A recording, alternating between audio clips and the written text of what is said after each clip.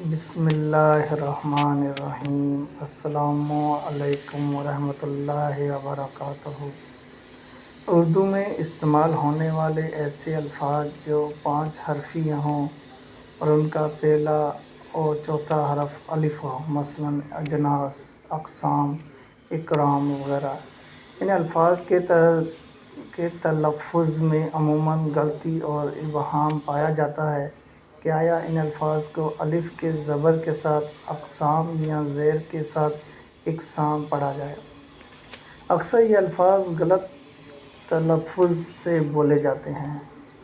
ایک نکتہ ذہن نشین کر لینے سے ایسے الفاظ کے تلفظ میں درستی حاصل کی جا سکتی ہے۔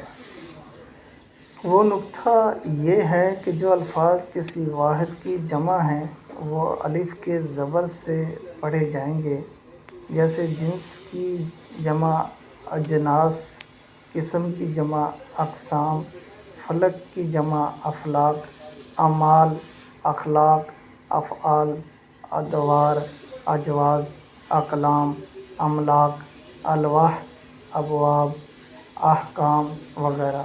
بہت سے الفاظ باقی الفاظ یعنی جو کسی واحد کی جمع نہ ہوں وہ عموماً مدثر ہوتے ہیں اور الف کے زیر کے ساتھ درست ہیں، مثلاً اکرام عزت دینے والا، اجلاس بیٹھنا بٹھانا، اظہار اسلام اعلان، اخفاء اسہال، املاء اساتذہ سے بھی اکثر عملہ لکھو سننے میں آتا ہے، اقبال وغیرہ۔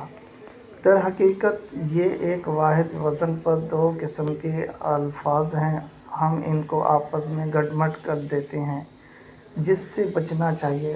بعض الفاظ ایسے ہو سکتے ہیں جو دونوں طرح درست ہوں، ایسی صورت میں بھی یہی اصول لاگو ہوگا، مثلاً اقدام اور اقدام۔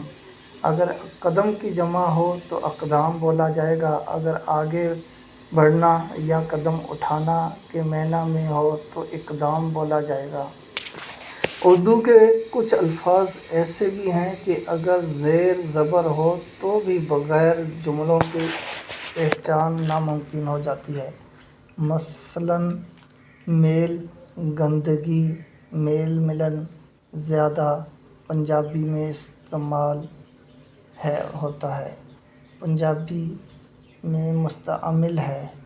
بیر ایک پھل، بیر اناج ناپسندگی، بیل گائے کا مذکر، بیل نباتات جو رسیوں یا دوسرے درختوں پر چڑھنے کی صلاحیت رکھتے ہیں۔ یہاں تمام الفاظ زبر سے شروع ہوتے ہیں مگر ادائیگی اور معنی مختلف ہیں۔